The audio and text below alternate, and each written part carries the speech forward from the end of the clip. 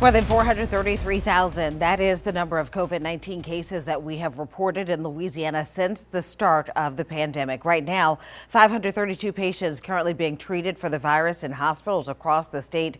75 of those patients are on ventilators. Good evening, everyone. I'm Gina Swanson. We're approaching 1 year since the first positive COVID-19 case was reported here in Louisiana on March 9th. Since that time, we've lost more than 9,000 friends and loved ones to the virus. And for some, they've been dealing with symptoms of COVID-19 long after their diagnosis. Reporter Shay O'Connor joins us now live to explain. Shay. Gina, that's right. Now, doctors say nearly 10% of those who contract COVID-19 actually experience these long-term symptoms. And for those living through it, well, they say it's the toughest experience of their life.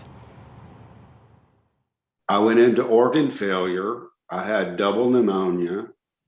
And the first day I was in there, they put a port in my groin in the hospital bed.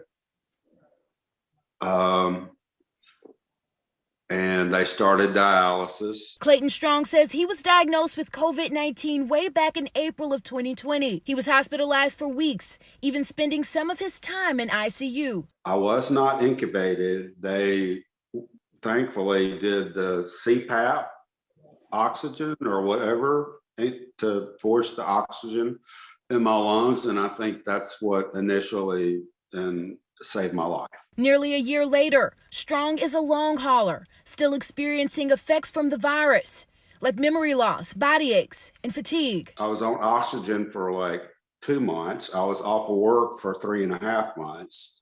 And I went back to work. And when I went back to work, I would just have these bouts of exhaustion. Recently, the Tulane Neurology Post-COVID Clinic opened in Metairie, now offering treatment to Clay and others experiencing the same issues. A lot of patients that we were seeing were telling us that they didn't know where to go. As of now, there's no real cure, but doctors have been helping to treat each symptom accordingly. It's really specific to the particular symptom.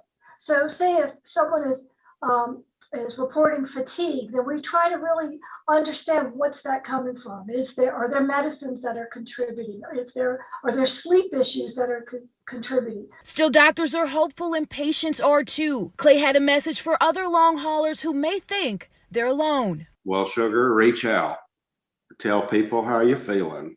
And those that want to listen will listen, and those that don't won't. And try to find the help that you need. Now, Gina, doctors tell me that the National Institute of Health actually recently invested about $1 billion in understanding these long hauler symptoms, so we might find out more about a cure sooner than later. For now, reporting live, Shay O'Connor, WDSU News.